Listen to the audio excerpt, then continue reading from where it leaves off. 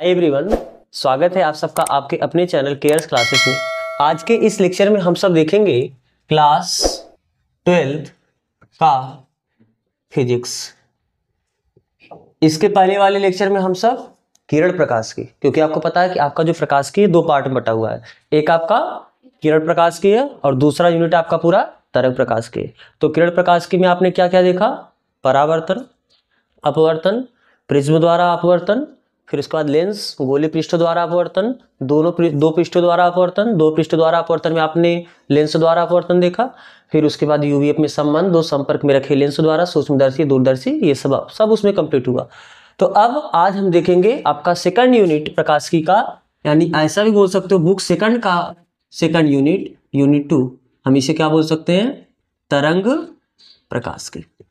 अब तरंग प्रकाश की में वैसे तो अगर आपको देखा जाए तो इसमें आपको 3 पार्ट में बटा है तरंग प्रकाश की, या सॉरी 4 पार्ट में बटा है। जो पहला पार्ट है, पहला पार्ट हाइगेंस का सिद्धांत है। हाइगेंस का तरंग प्रकाश तरंग सिद्धांत है, हाइगेंस का तरंग सिद्धांत। फिर इसमें आपके देखोगे इनके तरंग सिद्धांत का प्रयोग करके इन्होंने द्वितीयक तरंगिकाओं का सिद्धांत दिया है। उस सिद्धांत का प्रयोग करते हुए आप परावर्तन का व्याख्या देखोगे और अपवर्तन का व्याख्या देखोगे। बस इनका इस पे कंप्लीट हुआ। फिर उसके बाद हमको देखना है प्रकाश का व्यतिकरण। इसमें एक आपको प्रयोग देखना है यंग का द्विस्लिट प्रयोग ना। फिर एक देखना आपको विवर्तन और एक आपको देखना है ध्रुवण, और ध्रुवण में हमें अपवर्तन द्वारा ध्रुवण है ना। तो ये आपका मेन इसमें 4 पार्ट है। आप 4 चैप्टर इसे बोल सकते हो। आपका अगर जो साइड बुक होंगे तो उनमें अलग अलग चैप्टर में अलग अलग दिया होगा। तो हम लोग एक तरंग प्रकाश की पूरा ये चारों एक पार्ट में करते हैं, अपना लेक्चर वाइज करके, लेक्चर 1 लेक्चर 2। तो चलो हम सबसे पहले इसमें देखते हैं हाइगेंस का तरंग सिद्धांत। हाइगेंस का तरंग सिद्धांत देखो वास्तव में क्या है, ध्यान से देखना। इधर शुरुआत में आपको ये मतभेद था कि प्रकाश आपका कण जैसा व्यवहार करता है या प्रकाश तरंग जैसा व्यवहार करता है। सन 1675 ईस्वी में न्यूटन ने एक सिद्धांत दिया, न्यूटन जिसे हम कहते हैं न्यूटन का कणिकावाद सिद्धांत। कणिकावाद सिद्धांत। इस सिद्धांत में इन्होंने क्या बोला कि जो प्रकाश है वो अत्यंत छोटे छोटे कणों से मिलकर बना हुआ है ना। जो प्रकाश है वो क्या है? अत्यंत छोटे छोटे कणों से मिलके बना हुआ है। अर्थात किसी भी प्रकाश स्रोत से जो प्रकाश उत्सर्जित होता है वह कणों के रूप में उत्सर्जित होता है। बात समझ में आ रहा है? जैसे मान लो जो भी आपका प्रकाश स्रोत है, इस प्रकाश स्रोत से जो भी प्रकाश निकलेगा वो किसके रूप में निकलेगा? यानी जो प्रकाश निकल रहा है वो अत्यंत छोटे छोटे छोटे छोटे कणों से मिलकर बना हुआ है, ये बोले न्यूटन ने। और ये कणों के नेचर में इन्होंने क्या बोला, जैसे अगर ये कणों से मिलकर बना हुआ है तो किसी प्रकाश स्रोत से अगर कण निकलेंगे तो आपके सर पे आएंगे तो आपको चोट लगेगा।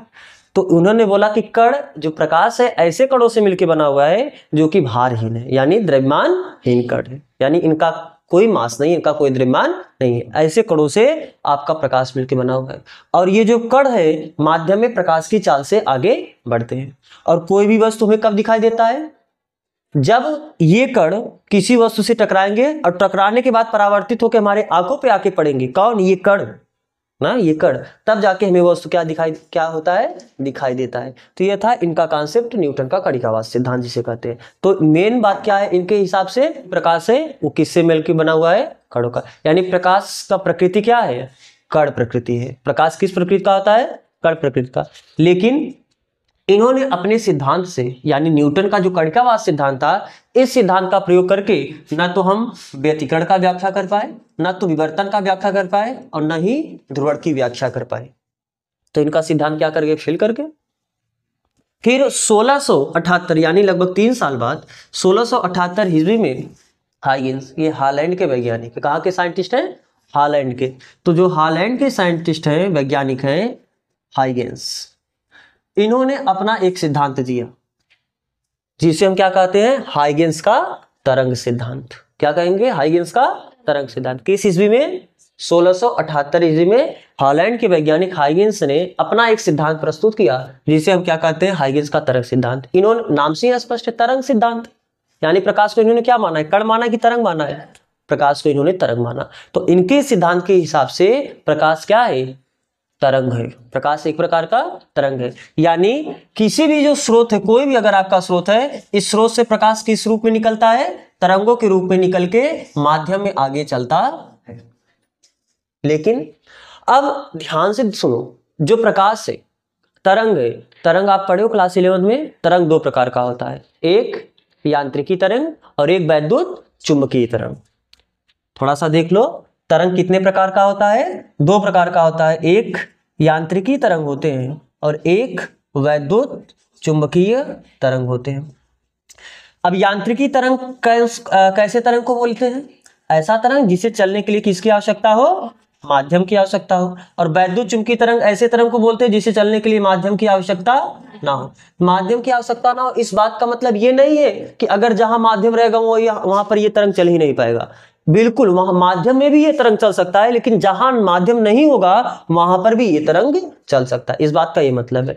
तो वैद्युत चुंबकीय तरंग का मतलब क्या है? ऐसा तरंग जिसे चलने के लिए माध्यम की आवश्यकता नहीं होती है, अर्थात जो बिना माध्यम में भी चल सकता है और माध्यम में भी चल सकता है, ऐसे तरंग को वैद्युत चुंबकीय तरंग कहते हैं। लेकिन ऐसा तरंग जिसे चलने के लिए माध्यम की आवश्यकता हो, उसे क्या कहते हैं? यांत्रिकी तरंग। अब यांत्रिकी तरंग भी दो प्रकार का तरंग होता है, एक आपका अनुप्रस्थ और एक आपका अनुदैर्ध्य।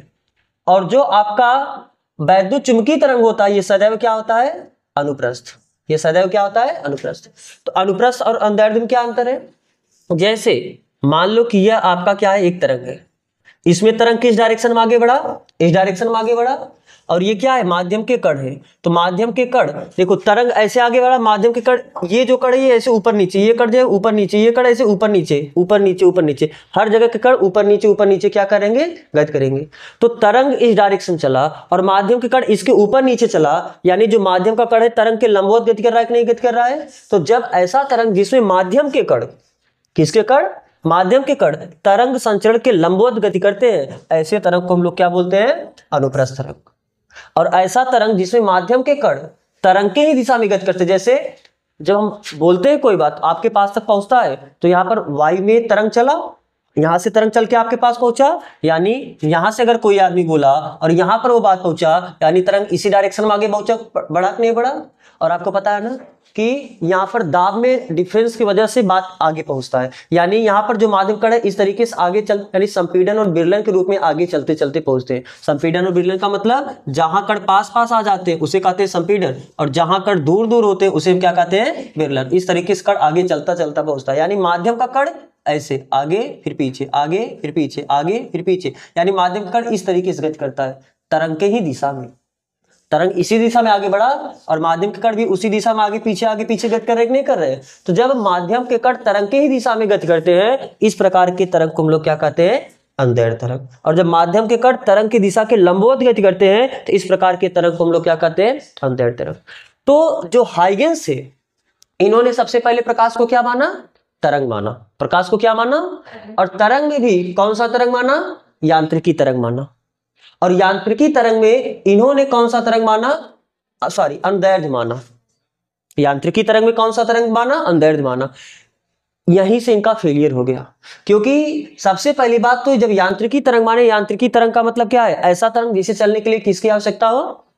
अब सूर्य से लेकर पृथ्वी पर प्रकाश पहुंच रहा है कि नहीं पहुंच रहा है? सूर्य से लेकर पृथ्वी तक प्रकाश पहुंच रहा है कि नहीं पहुंच रहा है? क्या सूर्य से लेकर पृथ्वी के बीच में माध्यम ही है? निर्वात भी तो है। निर्वात मतलब कोई माध्यम नहीं है, ये तो आपके अर्थ के पास इधर आके आते आते कण मिल जाता है आपको, लेकिन ऊपर क्या है? आपका निर्वात भी तो है। तो अगर प्रकाश यांत्रिक तरंग है तो इसे चलने के लिए माध्यम की यांत्रिक तरंग को चलने के लिए माध्यम की आवश्यकता होती है। तो ऊपर तो माध्यम है नहीं, ऊपर निर्वात है, तो कैसे प्रकाश चल के यहां तक आ गया? तो इन्होंने एक सर्वव्यापी मतलब सर्व अर्थात प्रत्येक जगह व्याप्त, व्यापी मतलब व्याप्त, यानी एक ऐसे माध्यम की कल्पना की जो प्रत्येक जगह है, और उसको इन्होंने क्या बोला? ईथर। क्या बोला?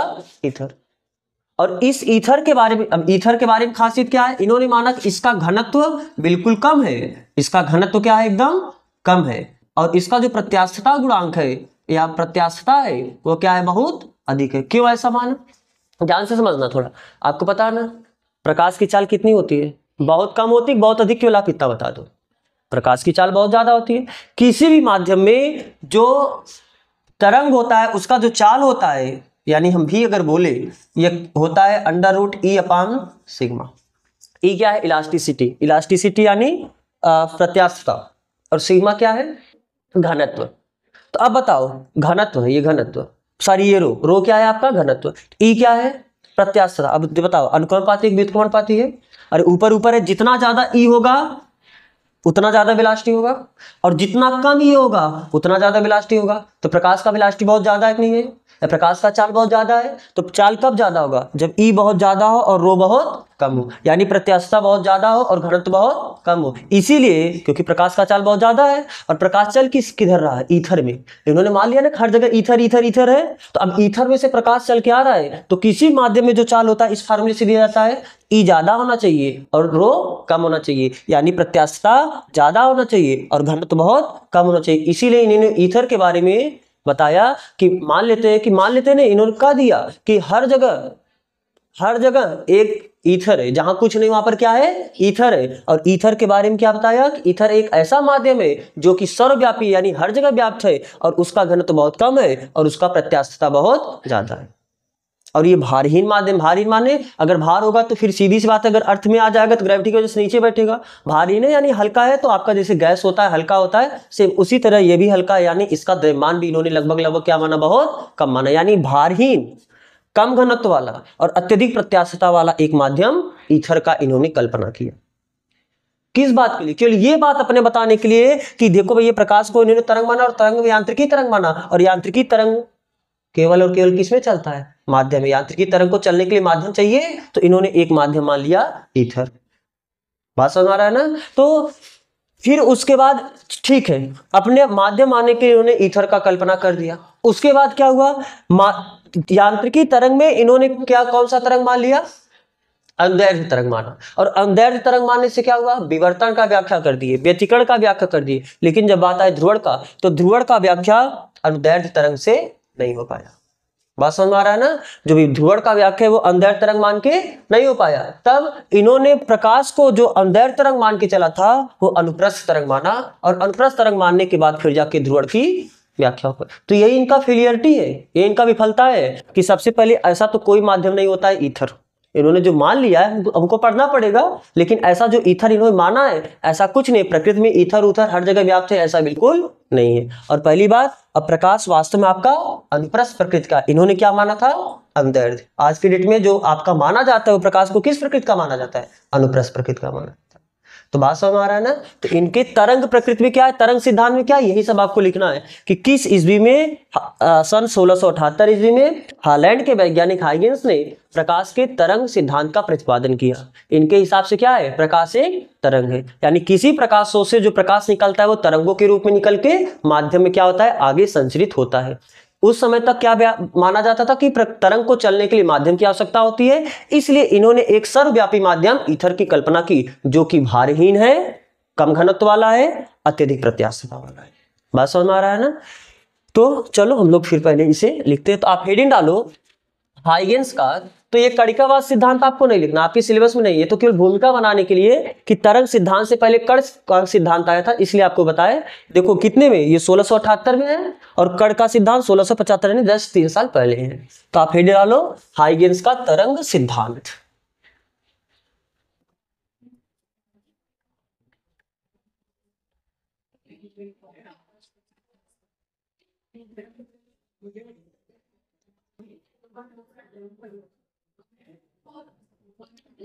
हाइगेंस का तरंग सिद्धांत लिखो। सन 1678 ईस्वी में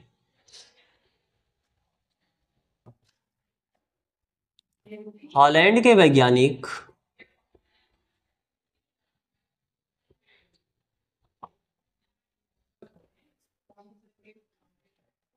हाइगेंस ने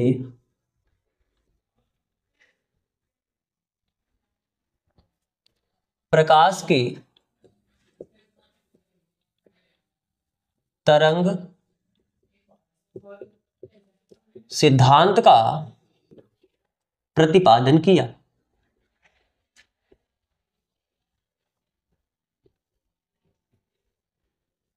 इनके अनुसार इनके अनुसार प्रकाश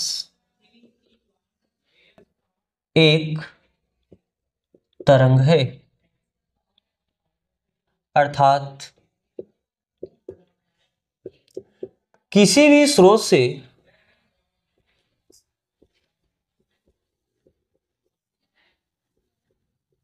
प्रकाश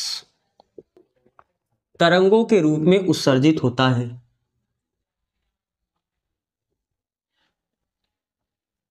तरंगों के रूप में उत्सर्जित होता है। यहां पर थोड़ा ऐसे लिख लेना, इसे उत्सर्जित होकर माध्यम में चलता है।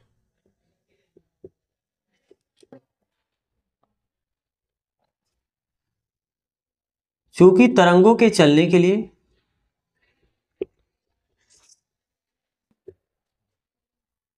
और यहां पर आप कोष्ठक लिख देना, किस प्रकार के तरंग को चलने के लिए, यांत्रिक तरंग को कि वैद्युत चुंबकीय तरंग को चलने के लिए माध्यम की आवश्यकता होती है, यांत्रिक तरंग को। तो चूंकि तरंगों, और कोष्ठक में आप लिख लेना यांत्रिक, क्योंकि इन्होंने माना क्या था, यांत्रिक। जब अंतर्दैर्ध्य मान लिया तो अंतर्दैर्ध्य माने यांत्रिक ही हो गया। अभी आपको बताया ना, जो वैद्युत चुंबकीय तरंग होता है वो सदैव अनुप्रस्थ होता है, तो अंतर्दैर्ध्य माना यानी अंतर्दैर्ध्य इसी में आएगा, किसमें, यांत्रिक में। तो चूंकि तरंगों को चलने के लिए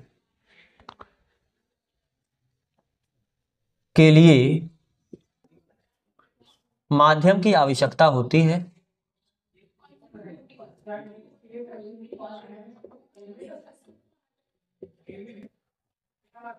माध्यम की आवश्यकता होती है।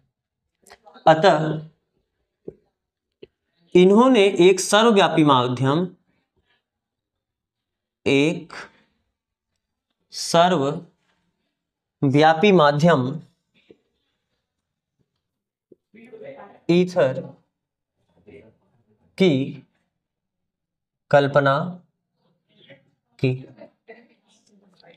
जो कि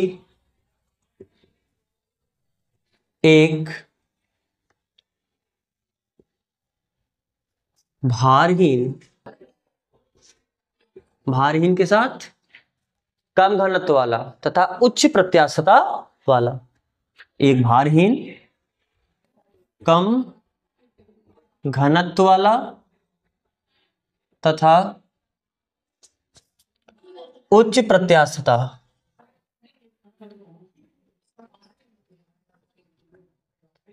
वाला माध्यम है।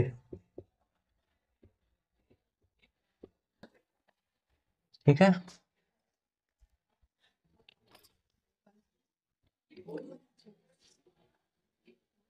इनके बारे में फिर इतना पॉइंट आपका काफी है।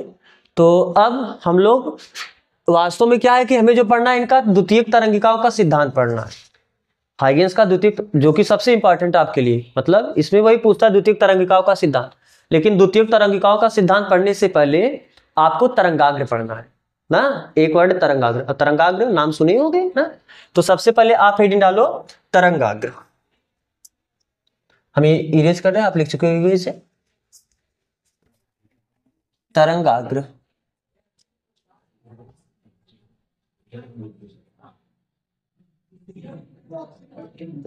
तरंगाग्र इसे कहते हैं वेव फ्रंट,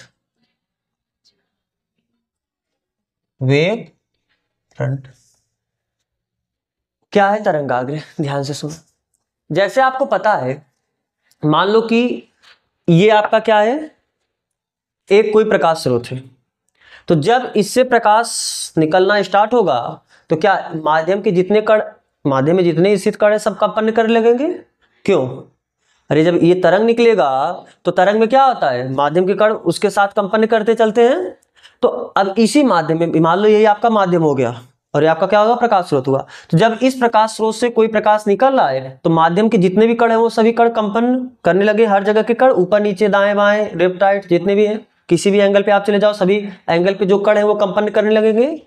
तो अगर इसी माध्यम में हम एक ऐसा पृष्ठ खींचे, इस माध्यम में हम एक ऐसा पृष्ठ खींचे, उस पृष्ठ पे आने वाला जितना भी कण, क्योंकि अगर आप एक पृष्ठ खींचोगे तो उस पृष्ठ पे बहुत सारे कण आ जाएंगे तो हर कण अपने तरीके से कंपन कर रहा होगा। तो अगर सभी कण एक ही कला में कंपन कर रहे हो, एक ही कला में कंपन करने का मतलब, कला मतलब समझते हो आपने, इसके पहले प्रत्यावर्ती धारा पढ़ा ना। तो प्रत्यावर्ती धारा में क्या हुआ, आपने इक्वेशन पढ़ा था, y बराबर, जैसे वहां पर तो v बराबर पढ़े थे, v बराबर v not sine omega T. तो आपको पता है कि जो प्रकाश यानी तरंग होता है उसका इक्वेशन आप इस तरीके से देते हो, y बराबर y नॉट या a साइन ओमेगा टी। तो ये जो साइन का गुणांक होता है, कोणांक होता है, इसी को हम लोग क्या बोलते हैं, कला बोलते हैं। इसका मतलब समझो, कला का मतलब क्या होता है। जैसे मान लो दो तरंग है, एक तरंग ये है और एक तरंग मान लो ये है, क्योंकि आपको एक कला समझना है जरूरी। या चलो हम एक काम करते हैं, दोनों को एक ही अंतराल में बनाते हैं।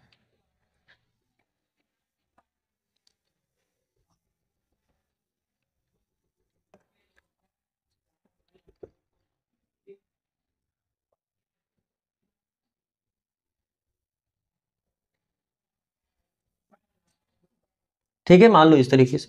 तो क्या ध्यान से देखो, ये दोनों तरंग एक साथ ऊपर चल रहा है, एक साथ मैक्सिमम हुआ, उसी टाइम पे जीरो हुआ, उसी टाइम पे अपोजिट डायरेक्शन नीचे गया, फिर उसी टाइम पे जीरो हुआ मैक्सिमम, यानी सभी क्रिया एक साथ ही कर रहे हैं। अर्थात एक ही साथ ही ऊपर चल रहा है, एक ही साथ जीरो हो रहा है, फिर एक ही साथ नीचे जा रहे हैं, फिर एक ही साथ जीरो हो रहे हैं, यानी क्या है, एक ही साथ सब कुछ कर रहे हैं। तो बोलेंगे कि ये दोनों समान कला में है। बात समझ में आ रहा है ना। तो यहां से जो कण, तो अगर किसी प्रकाश स्रोत से जब कोई प्रकाश निकलेगा तो माध्यम के कण कंपन करने लगेंगे। तो हम उस माध्यम में एक ऐसा काल्पनिक पृष्ठ खींचे, एक ऐसा पृष्ठ सोचे कि उस पृष्ठ पे आने वाला सभी कण, क्योंकि कण तो हर जगह कंपन करेंगे, उसके पहले वाला, जैसे मान लो कि आपका जो पृष्ठ है, इसके अंदर जो पृष्ठ होगा उसमें भी जो माध्यम होगा, मतलब जो कण होगा वो भी कंपन कर रहा होगा, उस पृष्ठ के बाहर जो कण होगा वो भी कंपन कर रहा होगा। लेकिन हमको ऐसे कणों से मिलकर पृष्ठ लेना है कि उस पृष्ठ पे आने वाले जितने भी कण हैं वो सभी समान कला में कंपन हो। यानी अगर उस पृष्ठ पे कण मैक्सिमम, एक कण अगर मैक्सिमम पे पहुंचा है तो दूसरा कण भी मैक्सिमम पे ही पहुंचाओ, तीसरा उस पृष्ठ पे आने वाला जो तीसरा कण वो भी मैक्सिमम स्थिति पहुंचाओ, चौथा कण भी मैक्सिमम पहुंचा, यानी उस पे आने वाला सभी कण क्या हो, मैक्सिमम पे हो। अगर पहला कण जीरो पे पहुंचा तो दूसरा अगला कण भी जीरो, यानी क्योंकि देखो सभी कण कंपन का ऐसे ऐसे तो चलते रहेंगे ना तरंग के रूप में। तो अगर पहला कण, उस पे पहला कण अगर ऊपर जा रहा है तो दूसरा कण भी ऊपर जाए, तीसरा कण भी ऊपर जाए, चौथा कण भी ऊपर जाए, अगला कण भी ऊपर जाए, अगला कण भी ऊपर जाए। इस तरीके से सभी कण क्या है, एक ही कला में। अगला कण अगर जीरो से मैक्सिमम पे जा रहा है तो उससे सभी कण जितने कण है सभी जीरो से मैक्सिमम पे जाए। बात समझ आ रहा है ना। यानी तरंगाग्र है क्या, एक प्रकार का काल्पनिक पृष्ठ है, और ये ऐसा काल्पनिक पृष्ठ है कि इस पृष्ठ पे आने वाले जितने भी कण हैं वो सभी कण कंपन की समान कला में हो। कंपन की समान कला में होने का मतलब सभी एक ही जैसा सभी के कंपन करने का एक ही गुण हो। सभी अगर कंपन करके, जैसे कंपन करने का मतलब क्या है, ऐसे ऐसे ही चल रहे होंगे। अगर सब एक मैक्सिमम पे जा रहा है तो दूसरा भी मैक्सिमम पे जाए, तीसरा भी मैक्सिमम पे जाए, एक जीरो पे जा रहा है तो दूसरा भी जीरो पे जाए, तीसरा भी जीरो पे जाए, यानी जैसा बिहेवियर पहले कण का हो सेम वैसा बिहेवियर इस पे स्थित सभी कण का हो। ऐसे पृष्ठ को हम लोग क्या कहते हैं, तरंगाग्र। तो तरंगाग्र के लो, किसी माध्यम में खींचा गया ऐसा काल्पनिक पृष्ठ, ऐसा काल्पनिक पृष्ठ जिस पर स्थित सभी कण कंपन की समान कला में हो, कंपन की समान कला में हो, तरंगाग्र कहलाता है।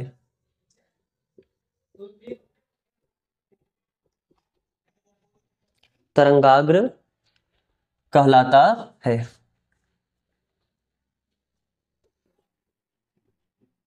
और थोड़ा सा तरंगाग्र को और समझने के लिए आप ऐसा समझ सकते हो, जैसे मान लो कि एक जल भरा है पूरा, कोई तालाब है, कोई नदी है, उसमें आपने कोई एक पत्थर डाला। तो जैसे पत्थर डालते हो वहां पर क्या होता है, सभी उस पत्थर के चारों तरफ के सभी कण ऐसे ऊपर उठते हैं, फिर एक ही साथ नीचे जाते हैं, फिर एक ही साथ ऊपर उठते हैं। तो आपको जो एक ही साथ वाले दिख रहे हैं वो एक प्रकार का तरंगाग्र हो गया। उसके नीचे जैसे जो ढाल टाइप का होगा, यानी जो इस टाइप का होगा, इस टाइप का, अरे जब उठने के बाद फिर नीचे जाएगा तो ऐसा नहीं केवल यहां पर नीचे जाएगा वहां पर ऊपर, उसके लेवल में चारों तरफ क्या होंगे, सभी नीचे दबे होंगे, तो वो एक तरंगाग्र हो गया। बात समझ में आ रहा है ना। और ये तरंगाग्र देखो ये आगे बढ़ता चला जाएगा आपका, तो ये एक प्रकार का तरंगाग्र है। लेकिन वहां पर क्या है कि जो तरंगाग्र है वो गोला में नहीं चलेगी। यहाँ पर क्या है, अगर जैसे मान लो कि यह कोई प्रकाश है, यहाँ पर समझ लो यहाँ पर कोई एक प्रकाश स्रोत है, ये प्रकाश स्रोत बिंदु स्रोत है, तो यहां से जो प्रकाश निकलेगा केवल ऐसा नहीं चलेगा, क्योंकि नदी में क्या होगा, ये आपका पूरा नदी का पानी था ना, इसमें जो तरंग चलेगा केवल ऐसे ऐसे, बस इसी के लेवल पे आपका चलता रहेगा। लेकिन अगर यहाँ पर प्रकाश होगा तब थोड़ा उससे अलग होगा। कैसे, यहाँ पर केवल प्रकाश ऐसे नहीं चलेगा, यहाँ पर प्रकाश ऐसे भी चलेगा, यहाँ पर प्रकाश नीचे भी जाएगा, यहाँ पर प्रकाश ऊपर भी जाएगा, इस तरीके से प्रकाश ऊपर जाएगा, हर डायरेक्शन में प्रकाश। यानी समझ लो कि अगर उन सभी को मिला दोगे तो एक आपका बॉल बन जाएगा, 3D में जाएगा, हर ऊपर नीचे सभी डायरेक्शन में प्रकाश फैलेगा। बात समझ में आ रहा है कि नहीं समझ में आ रहा है। यानी इस प्रकार का जो तरंगाग्र आपको मिलेगा, अक्सर सामान्यतः अगर बिंदु स्रोत होगा तो इसके कारण जो आपको तरंगाग्र मिल रहा है वो आपको क्या, एक गोला मिल रहा है। गोला समझ रहा है ना, गोला का मतलब क्या होगा, पूरा 3D एक बाल जैसा आपको मिलेगा, ठीक है। और अगर एक समतल प्रकाश स्रोत होगा, समतल प्रकाश स्रोत का मतलब जैसे अगर कोई दूर स्थित प्रकाश है, कोई दूर, आपको पता है ना दूर से चलने वाली प्रकाश किरण क्या होती है, समांतर। पूरा किरण प्रकाश की आपने पीछे पढ़ा, उसमें आपने क्या पढ़ा, जो अगर कोई दूर स्थित स्रोत है तो उससे चलने वाला प्रकाश क्या होता है, समांतर होता है। अगर कोई समांतर प्रकाश स्रोत है, समांतर प्रकाश स्रोत का मतलब क्या है कि देखो मान लो कि इससे जो तरंग चलेगा इस तरीके से चलेगा, इससे जो तरंग चलेगा इस तरीके से चलेगा, फिर जो अगला तरंग होगा वो कुछ इस तरीके से चलेगा। तो यहां पर अगर आप एक बनाओगे तो आपको एक समतल तरंगाग्र मिलेगा कि नहीं मिलेगा। अरे देखो ऐसे केवल एक किरण ऐसे नहीं चल रहा है, इसके सामने भी एक किरण चल रहा है, इसके सामने भी एक किरण चल रहा है, इसके नीचे भी एक किरण चल रहा है, यानी पूरा का एकदम समझ लो तीर का बौछार ऐसे समझ लो। अरे आप भीष्म पितामह सैया पे, पूरे तीरों के सैया पे थे ना, तो वहां पर क्या था, सेम वैसे समझ लो पूरा एकदम तीर, एकदम भरा हुआ तीर चल रहा है, बस वो तीर सीधा चलता है, ये समझ लो कि एक तरंग जैसा चल रहा है तीर, उस टाइप से आप समझ सकते हैं। तो वहां पर क्या है, तो उसके सामने अगर एक ऐसा पृष्ठ करो, उसका जो नोक है और सभी तीर एक साथ चल रहे हैं, तो जो सब तीर का नोक होगा वो क्या एकदम एक ही लेवल में रहेंगे कि नहीं लेंगे, एकदम सीधा पूरा रहेंगे, और उन सबको मिला दोगे तो आपको एक समतल पृष्ठ मिलेगा कि नहीं मिलेगा। यानी अगर जब समांतर प्रकाश किरण चलेंगे तो उससे आपको जो तरंगाग्र मिलेगा वो क्या होगा, समतल। और अगर बिंदु स्रोत होगा तो इससे प्रकाश सभी डायरेक्शन में चलेंगे, तो इससे जो आपको तरंगाग्र मिलेगा वो कैसा मिलेगा, गोलीय। बात समझ में आ रहा है ना। और ये तरंगाग्र कैसे चलेंगे, शुरुआत में मान लो यहाँ पर बिंदु स्रोत है, जैसे आपने इस स्रोत को स्टार्ट किया तो यहाँ पर तरंगाग्र बिल्कुल एकदम बहुत छोटा सा मिलेगा, फिर तरंगाग्र थोड़ा और बड़ा होगा, फिर और बड़ा होगा, फिर और बड़ा होगा, फिर और बड़ा होगा, फिर और बड़ा होगा, ऐसे बढ़ता बढ़ता बढ़ता बढ़ता माध्यम में आगे चलता जाएगा। तरंगाग्र इसी रूप में आगे बढ़ेगा ना। किरण देखो ध्यान से देखो, मैं तरंगाग्र और किरण आपको दोनों में अंतर समझना है। तरंगाग्र पहले शुरुआत में तरंगाग्र ऐसे था, फिर धीरे धीरे तरंगाग्र बढ़ता बढ़ता बढ़ता बढ़ता फिर ऐसे अपना माध्यम में आगे बढ़ता रहेगा। लेकिन जो किरण है तो किरण तो ऐसे ही चलेगा। जो किरण का जैसे मान लो ये पहला किरण है, ये दूसरा किरण, ये तीसरा किरण है, जो किरण का पहला एकदम सामने वाला शीर्ष वाला पॉइंट, उस पॉइंट को मैंने मिलाया तो उस पॉइंट को हम कह रहे हैं तरंगाग्र। वास्तव में तरंग ही चला है और उस तरंगाग्र को आपने मिला दिया, क्योंकि तरंगाग्र के साथ माध्यम का कण चल रहा है, और उन कणों का जो आप लोकस लोगे, लोकस यानी बिंदुपत, उस कण को मिलाने वाला जो पूरा मिला दोगे उसको हम कह रहे हैं क्या, तरंगाग्र। वास्तव में तरंगाग्र नहीं होता, तरंगाग्र एक काल्पनिक पृष्ठ है। बात समझ में आ रहा है, तरंगाग्र क्या है, काल्पनिक पृष्ठ। वास्तव में तो किरण चलता है, वास्तव में क्या चलता है, किरण। लेकिन उन किरणों, क्योंकि किरण के साथ फिर कण चलेंगे, तो उन कणों का ऐसा बिंदुपत, बिंदुपत यानी लोकस, यानी उन सभी कणों को मिलाकर अगर आप एक पृष्ठ बना दो, ऐसा पृष्ठ बनाओ कि उस पृष्ठ के जो सभी कण एक ही जैसा कंपन कर रहे हो, उस काल्पनिक पृष्ठ को हम लोग क्या कहते हैं, तरंगाग्र। बात समझ में आ रहा है ना। तो आपको लिखना है तो आप इसे लिख सकते हो कि जो बिंदु स्रोत के कारण तरंगाग्र होता है वो कैसा होता है, गोली। लिख लो पैरा चेंज करके। एग्जाम्पल में बिंदु स्रोत के कारण, बिंदु स्रोत के कारण तरंगाग्र कैसा होता है, गोली होता है।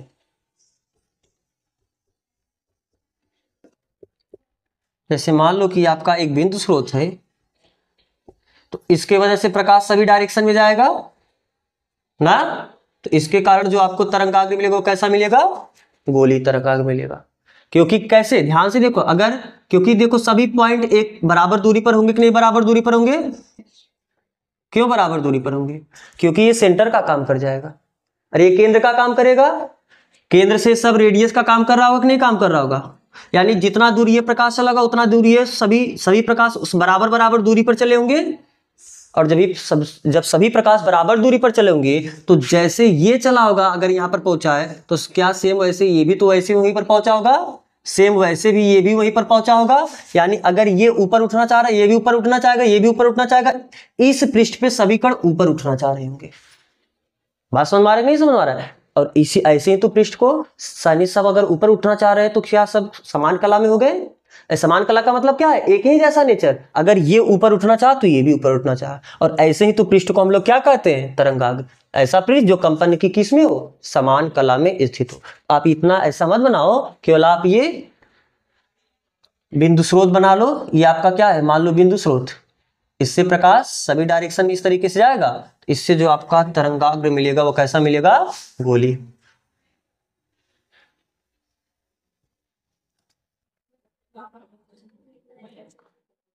ठीक है, फिर ये तो पहला एग्जांपल हुआ। दूसरा एग्जांपल क्या लिखोगे? आप इसे बना चुके ना, या हम इस डिफिनीशन को मिटाते हैं क्योंकि नीचे में जगह चाहिए, थोड़ा स्पेस चाहिए। तो दूसरा आपके लिखना, रेखीय प्रकाश स्रोत के लिए, रेखीय प्रकाश स्रोत से या रेखीय प्रकाश स्रोत के कारण कैसा होगा तरंगाग्र। ये आप फिगर बना चुके हैं, इसे मिटा दें। अब ध्यान से देखो, अगर रेखीय प्रकाश स्रोत होगा, रेखीय प्रकाश स्रोत जैसे ट्यूबलाइट, जो ट्यूबलाइट है वो क्या है? आपका रेखीय प्रकाश स्रोत ही तो है। ये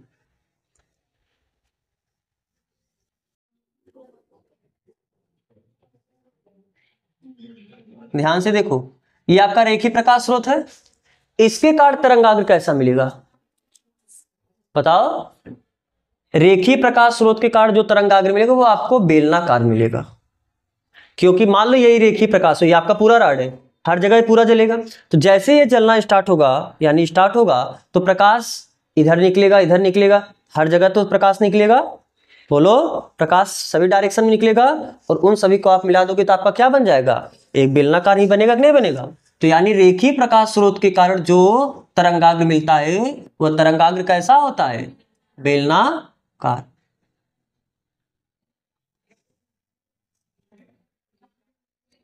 ना, इसमें प्रकाश क्या होगा?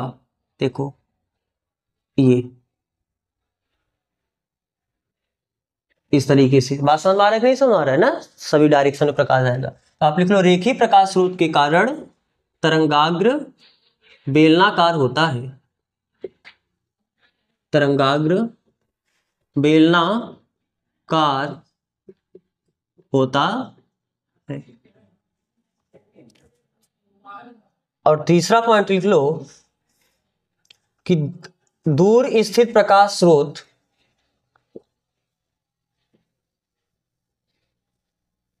दूर स्थित प्रकाश स्रोत से चलने वाली प्रकाश कण क्या होती है? समांतर, यानी समांतर किरणों के लिए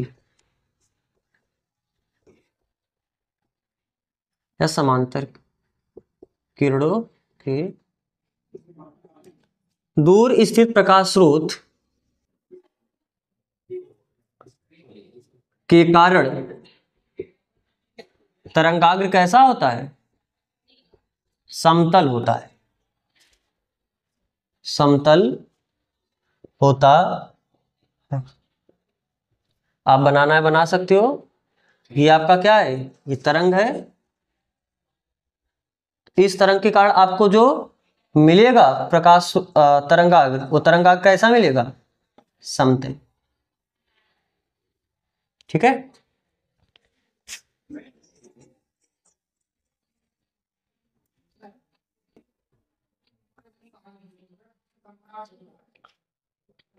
तो एक चीज आप क्या देख रहे हो, नोटिस किए?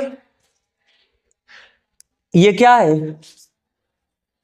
ये प्रकाश किरण है और ये क्या है? ये समतल तरंगाग्र है। यहां पर ये आपका प्रकाश स्रोत था। प्रकाश स्रोत से प्रकाश किरण ऐसे निकल रही है, इसके कारण जो तरंगाग्र हुआ इस तरीके का तरंगाग्र हुआ। तो क्या किसी पॉइंट पर तरंगाग्र एक पृष्ठ है और किरण, वह किरण पृष्ठ पे क्या है, लंबवत है। देखो ये इस पे लंबवत है कि नहीं है, इस पे लंबवत है कि नहीं है, यानी जो प्रकाश किरण होती है वो सदैव तरंगाग्र पर क्या होती है, लंबवत होती है। और तरंगाग्र जिस दिशा में आगे बढ़ती है वही तो किरण है। तरंगाग्र के चलने की दिशा को ही हम लोग क्या कहते हैं, किरण कहते हैं। और किरण सदैव तरंगाग्र पर क्या होती है। तो इस बात को भी आप लोग को नोट करना है, तो आप नोट करके लिख लो कि नोट करके वहीं पर आप लिखो कि तरंगाग्र के आगे चलने की दिशा को, आगे चलने के दिशा को किरण कहते हैं, किरण कहते हैं। किरण सदैव तरंगाग्र पर, किरण सदैव तरंगाग्र पर क्या होती है, लंबवत होती है।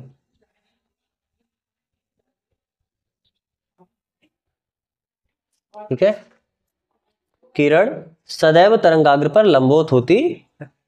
हो गया, चलो। तो ये हुआ इनका तरंगाग्र। अगर अब आपको तरंगाग्र समझ में आ गया तो फिर अब आप हेडिंग डालो, हाइगेंस की द्वितीयक तरंगिकाओं का सिद्धांत। हाइगेंस की द्वितीयक तरंगिकाओं का सिद्धांत, हाइगेंस की द्वितीयक तरंगिकाओं का सिद्धांत।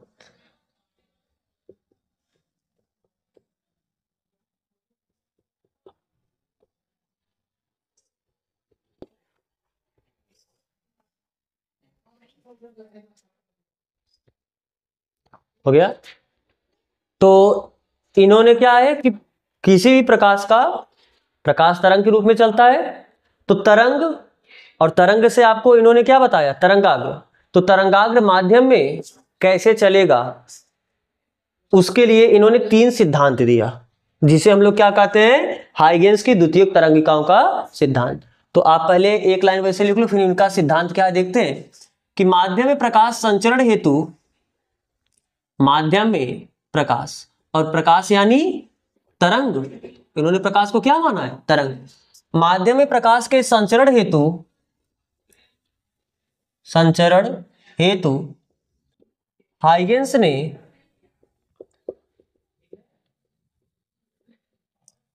निम्न सिद्धांत दिया, निम्न सिद्धांत दिया। और इन्हीं सिद्धांत को हम क्या कहेंगे, जिसे द्वितीयक तरंगिकाओं का, द्वितीयक तरंगिकाओं का सिद्धांत कहते हैं।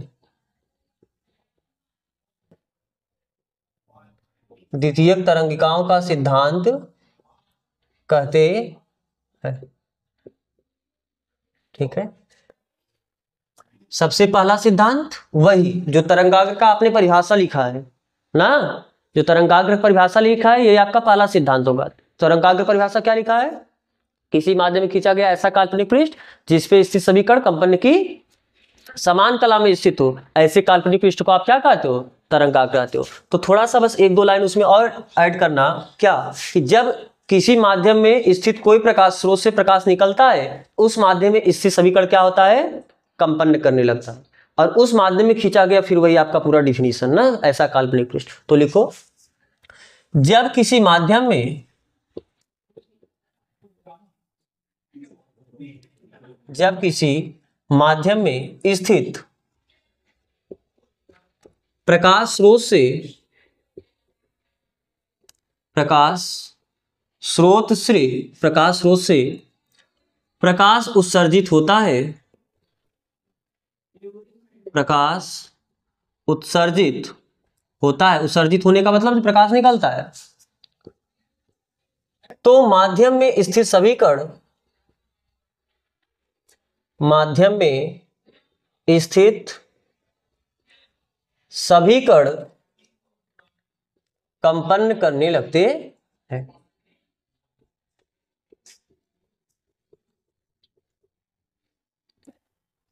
माध्यम में स्थित ऐसा काल्पनिक पृष्ठ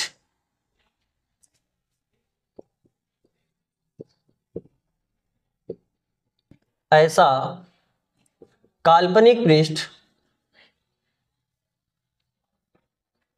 जिस पर स्थित सभी कण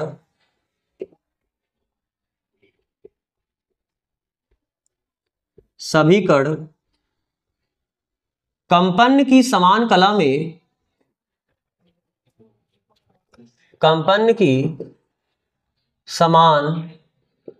कला में हो तरंगाग्र कहलाता है। तरंगाग्र कहलाता। लिखना है तो आप लिख भी सकते हो कि बिंदु स्रोत की वजह से जो तरंगाग्र होता है कैसा होता है, गोली होता है। फिलहाल ये सब बस आप रहने दो, तरंगाग्र कहलाता है। ठीक है, अब दूसरा पॉइंट क्या है, ध्यान से देखना। जैसे मान लो कि ये क्या है, एक बिंदु स्रोत है, तो आपको अभी आपने देखा कि बिंदु स्रोत की वजह से आपको जो तरंगाग्र मिलता है वो कैसा मिलता है, गोली या गोलाकार मिलता है या गोली मिलता है। अब ये क्या है, तरंगाग्र, और ये क्या है, ये किरण है। ये आपका क्या है, किरण है, और ये क्या है, तरंगाग्र। तो तरंगाग्र है क्या, एक प्रकार का पृष्ठ ही है। और कैसा पृष्ठ है, इस पृष्ठ पे क्या है, बहुत सारे कण हैं। अरे तरंगाग्र ऐसा ही पृष्ठ है, उस पृष्ठ पर स्थित सभी कण एक ही जैसे कंपन कर रहे हो, तो यानी तरंगाग्र क्या है, कणों से मिलकर ही बना हुआ तो पृष्ठ है। बात समझ में आ रहा है नहीं समझ में आ रहा है। तो इस तरंगाग्र पर यानी इस पृष्ठ पर जितने भी कण स्थित होंगे वो सभी कण क्या करेंगे, एक नए प्रकाश स्रोत के जैसा व्यवहार करेंगे। यानी एक प्रकाश स्रोत आपका ये मुख्य प्रकाश स्रोत है, अरे ये आपका मुख्य प्रकाश स्रोत है, इसी से तो प्रकाश निकल रहा होगा। बात समझ में आ रहा है ना। और इस प्रकाश स्रोत की वजह से उसके आसपास एक तरंगाग्र बना, तो इस तरंगाग्र पर जितने भी कण होंगे वो सभी कण एक नए स्रोत जैसा व्यवहार करेंगे, यानी एक नए स्रोत का कार्य करेंगे। और जब ये नए स्रोत का कार्य किए तो फिर इससे भी क्या होगा, तरंग निकलेगा। प्रत्येक प्रकाश स्रोत से क्या निकलता है, तरंग निकलता है। तो अगर ये नए स्रोत का कार्य है तो इस नए स्रोत से भी क्या होगा, तरंग निकलेगा। और फिर वही बात है, मान लो ये आपका तरंग है, तो हमने ये पूरा पृष्ठ है, सॉरी ये आपका पृष्ठ है, पृष्ठ यानी हम इसे क्या बोल सकते हैं, तरंगाग्र। इस तरंगाग्र पे हमने एक कण उठाया, ये पूरा यहाँ पर तरंगाग्र था, इस तरंगाग्र पे हमने एक कण उठाया, तो ये कण क्या होगा, एक नए प्रकाश स्रोत का कार्य करेगा। तो अगर ये नए प्रकाश स्रोत का कार्य करेगा तो इससे क्या होगा, चारों सभी डायरेक्शन में, ऊपर नीचे दाएं बाएं किसी हर एंगल पे क्या होगा, प्रकाश निकलेगा। तो ये फिर प्रकाश, इससे किरण तो निकलेगा, और वो किस रूप में, ऐसे यहां से निकलने वाला कण फिर ये धीरे धीरे ऐसा क्या होगा, बढ़ता जाएगा। बात समझ में आ रहा है। यानी आप इन सभी को मिला दोगे तो क्या हो जाएगा, एक गोलाकार इस तरीके से बनेगा, और इसी को हम कहते हैं द्वितीयक तरंगिकाएं। इसको क्या कहते हैं, तो यहां पर जो कण होगा इससे भी प्रकाश निकलेगा, और ये प्रकाश क्या होगा, द्वितीयक तरंगिकाएं बनेगा इससे, क्योंकि प्रकाश निकलेगा और प्रकाश किस रूप में चलेगा, द्वितीयक तरंगिकाओं के रूप में। यहां भी एक द्वितीयक तरंगिका, यहां पर भी एक द्वितीयक तरंगिका, यहां पर भी एक द्वितीयक तरंगिका। फिर समझना, प्रकाश स्रोत के आसपास इसके चारों तरफ एक तरंगाग्र बना, इस तरंगाग्र पर जितने भी कण होंगे वो एक नए प्रकाश स्रोत का कार्य करेंगे।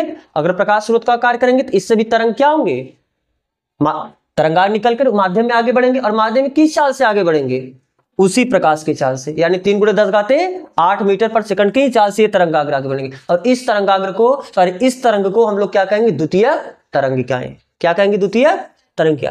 तो अगर इन द्वितीयक तरंग का, यानी ये एक द्वितीयक तरंगिका हो, ये दूसरा द्वितीयक तरंगिका हो, ये तीसरा द्वितीयक तरंगिका हुआ, इन सभी द्वितीयक तरंगिकाओं को ढकने वाला हम अगर एक अनुलोम खींचे, यानी एक स्पर्श रेखा खींचे, देखो इस सबको ढकने वाला स्पर्श रेखा यही होगा कि नहीं होगा, उभयनिष्ठ स्पर्श रेखा।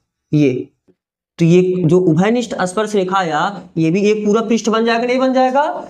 इस पृष्ठ को, ये पृष्ठ क्या है, पहले तरंगाग्र की नई स्थिति, पहली तरंगाग्र की क्या है, नई स्थिति। यानी अगर हमको तरंगाग्र की नई स्थिति बताना, क्योंकि आपको बताया मैंने शुरुआत में कि जो तरंग होगा, सॉरी तरंगाग्र होगा, शुरुआत में ऐसे होगा और फिर धीरे धीरे बढ़ता बढ़ता बढ़ता बढ़ता क्या होगा, आगे चलता रहेगा।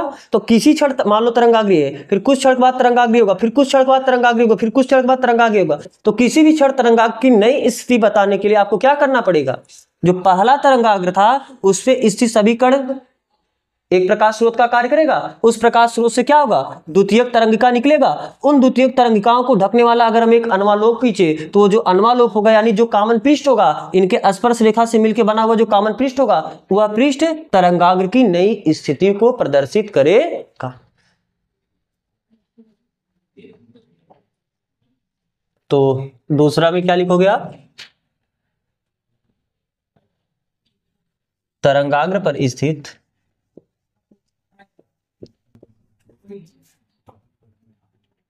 प्रत्येक कण एक नए तरंग स्रोत का कार्य करता है,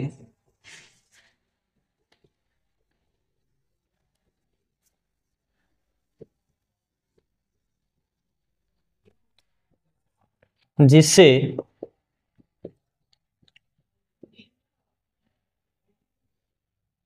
प्रकाश उत्सर्जित होती है, जिससे प्रकाश किरणें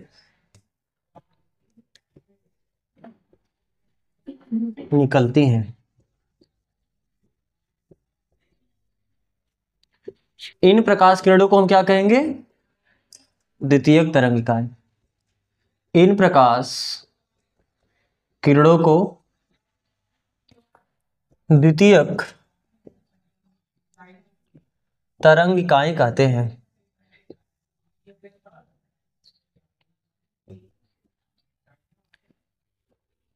द्वितीयक तरंगिकाएं कहते हैं। और आपको पता कि ये द्वितीयक तरंगिकाएं होती है, ये माध्यम में किस चाल से चलती है, वही प्राथमिक तरंग की ही चाल से चलती है ना, जो कि माध्यम में आप लिख सकते हो उसी का आगे, जो कि माध्यम में प्राथमिक तरंग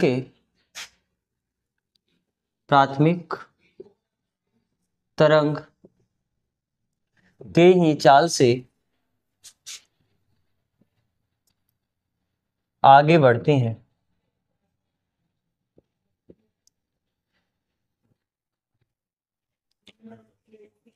हम इधर इरेज कर रहे हैं।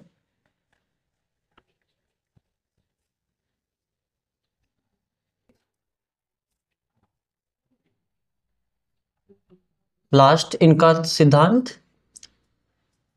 अब किसी क्षण आगे बढ़ते हुए इन द्वितीयक तरंगिकाओं का अगर हम अनुवालोक ले, यानी इनको ढकता हुआ एक स्पर्श रेखा खींचे, एक आवरण खींचे, तो यह जो पूरा नया पृष्ठ बनेगा वो क्या होगा, नए तरंगाग्र की स्थिति को व्यक्त करेगा। देखो, यदि किसी क्षण आगे बढ़ते हुए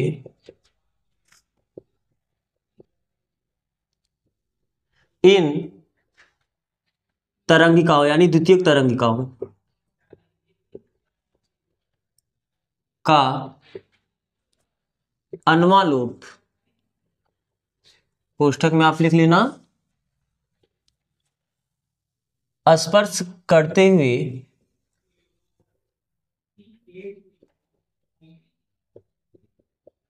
पृष्ठ खींचे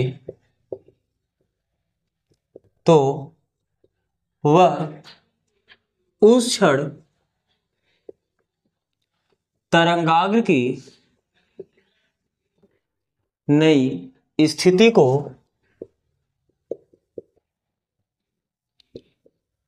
प्रदर्शित करती है।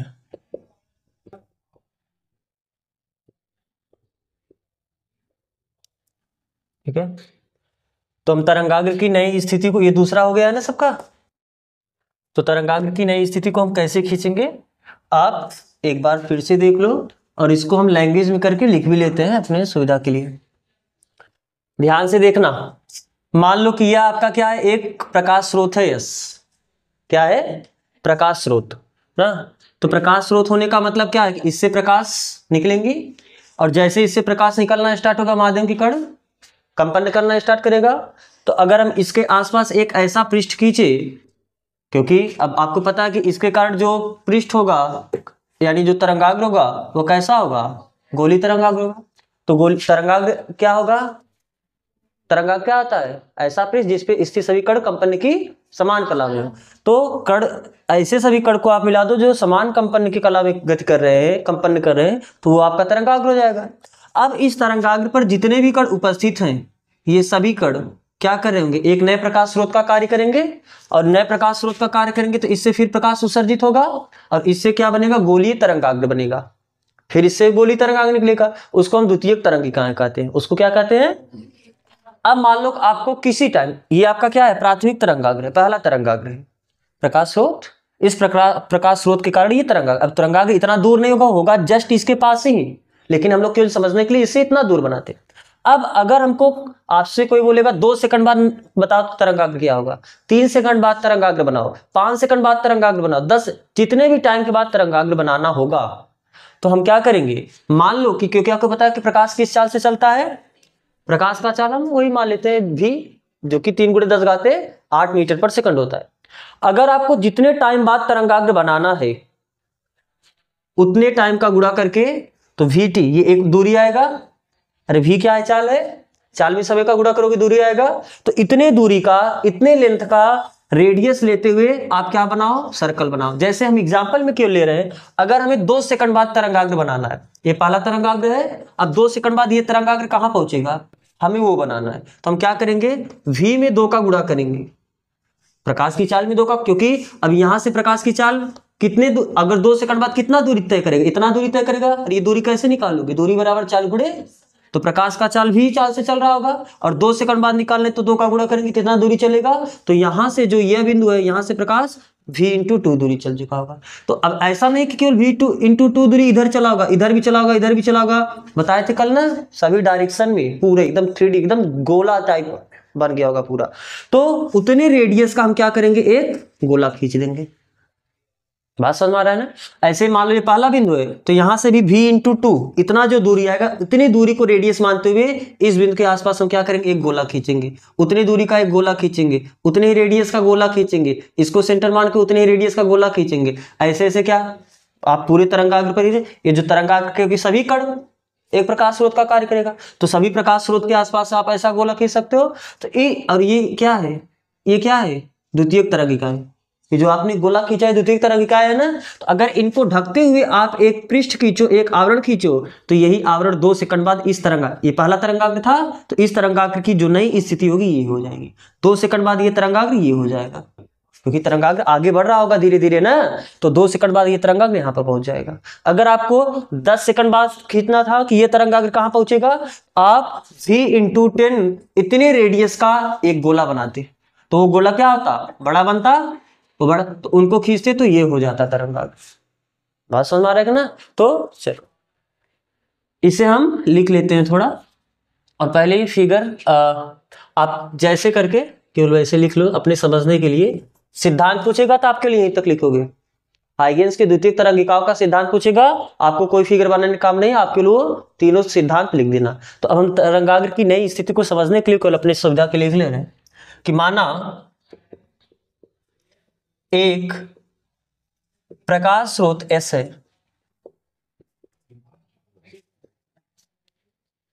जिसके कारण तरंगाग्र AB है। फिगर भी बनाते चलो, ये आपका प्रकाश स्रोत हुआ S, इसके कारण ये तरंगाग्र है, मान लो क्या, हम इसको बोल देते हैं AB। अब इस पे हम अपनी सुविधा के लिए कुछ बिंदु ले रहे हैं, 1 2 3 4, मान लो ये आपका पहला बिंदु है, ये दूसरा बिंदु है, ये तीसरा बिंदु है, ये चौथा बिंदु है। अगर हमें T टाइम बाद तरंगाग्र की नई स्थिति, ये पहला तरंगाग्र है, इस तरंगाग्र की नई स्थिति जानना कितने समय बाद, 1 सेकंड 2 सेकंड नहीं बोलेंगे, T सेकंड जनरल बोल देते ना। तो T सेकंड में प्रकाश द्वारा चली गई दूरी, प्रकाश द्वारा तय की गई दूरी कितनी होगी, तय की गई दूरी मान लो क्या है वी है। हम क्यों सी नहीं लिखे, वी इंटू टी ना, चाल गुणे समय, क्यों हम सी इंटू टी नहीं लिखे? क्योंकि प्रकाश का चाल तो 3 गुणे 10 घाते 8 जिसे आप सी से दर्शाते हो। अलग अलग माध्यम में प्रकाश का चाल अलग अलग होता है। निर्वात रहेगा तो वी की जगह हम सी लिखेंगे, माध्यम रहेगा तो हम केवल वी लिखेंगे। तो टी समय में, यहां पर लिख लेना समय, टी समय में प्रकाश द्वारा तय की गई दूरी, दूरी बराबर चाल गुणे समय होता है ना, तो चाल भी है और समय क्या है, टी। तो तय की गई दूरी वी टी होगी। तो आप क्या करोगे, जितने भी इस तरंगाग्र पर बिंदु है वीटी रेडियस का क्या करोगे, इससे एक गोला बनाओगे। इस बिंदु से भी वीटी रेडियस का गोला बनाओगे, इस बिंदु से वीटी रेडियस का गोला बनाओगे, इस बिंदु से भी वीटी रेडियस का गोला बनाओगे। तो क्या करना, टी सेकेंड बाद तरंगाग्र की नई स्थिति, नई स्थिति ज्ञात करने के लिए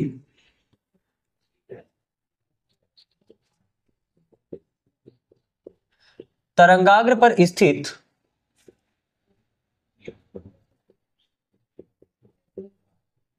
बिंदुओं 1 2 3 डॉट डॉट डॉट से वीटी त्रिज्या का गोला बनाते हैं और इन गोलाओं को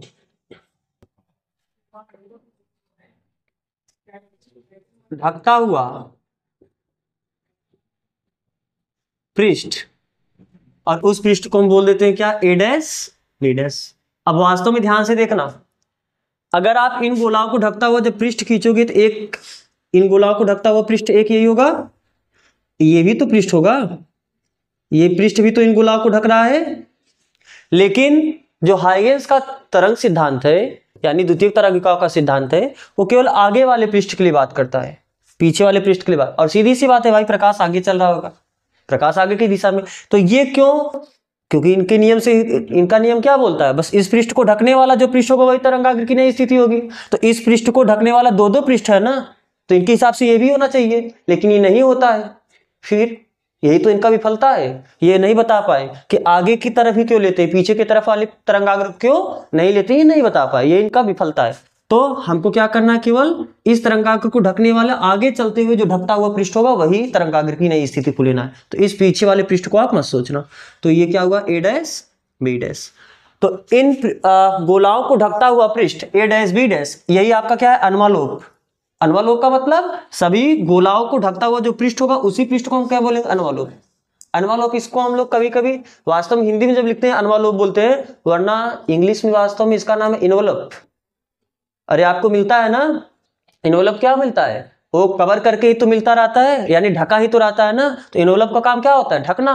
तो लेकिन हम हिंदी में लिखते हैं तो आपको अनुमालोक लिखा जाता है। तो पृष्ठ ए डैश बी डैश ही तरंगाग्र की नई स्थिति होगी, नई स्थिति होगी, ठीक है। अब ध्यान से एक बात ये भी देख लो, अब हम लोग बार बार अब इतना पूरा गोला नहीं खींचेंगे, ठीक है। जैसे मान लो कि ये क्या, कि किसी क्षण एक समतल तरंगाग्र है, कौन सा तरंगाग्र है, समतल तरंगाग्र है। ये हम समतल तरंगाग्र को एक लाइन जैसा बनाते हैं। अब हमें कुछ टाइम बाद इस तरंगाग्र की नई स्थिति को बताना है, तो हम क्या करेंगे, इस तरंगाग्र पर जितने भी बिंदु होंगे, अगर हमको 2 सेकंड बाद बताना है, 3 सेकंड बाद बताना है, जितने भी, मान लो टी सेकंड बाद बताना है, तो v इंटू टी इतने दूरी का रेडियस लेंगे और इतने रेडियस का इस बिंदु से हम क्या लगाएंगे, एक चाप लगा देंगे। बात समझ में आ रहा है ना, ऐसे ऐसे करके एक चाप मान लो ये हुआ, दूसरा चाप ये हुआ, तीसरा चाप ये हुआ, ऐसा। और इन सभी चाप को ढकता हुआ आप पृष्ठ खींचोगे तो आपको यही मिलेगा कि नहीं मिलेगा। तो पूरा गोला ना खींच के हम लोग केवल चाप लगा देंगे, तुम्हारा आगे बढ़ता हुआ काम हो जाएगा कि नहीं हो जाएगा। तो बस हम लोग क्या करेंगे, चाप लगा के अपना काम कर लेंगे। तो आप केवल एक ही बनाओ, इतना नहीं बनाना है। तो अब हम लोग क्या करेंगे, पूरा गोला खींचोगे आगे से, बिल्कुल नहीं, कोई काम ही नहीं है। देखो इन सब पार्ट का कोई काम नहीं है, केवल हमको यही इतने पार्ट का काम है, इसका टेंजेंट लेना है, इसका स्पर्श रेखा खींचना है, केवल इतने पार्ट का काम है, केवल इतने पार्ट का काम है, केवल इतने पार्ट का काम है। तो हम इस बिंदु से उतने रेडियस का केवल एक चाप लगा देंगे, आपका काम हो जाएगा। तो आप ये कॉपी करो, फिर हम देखते हैं इनकी सफलताएं और इनकी विफलताएं ना।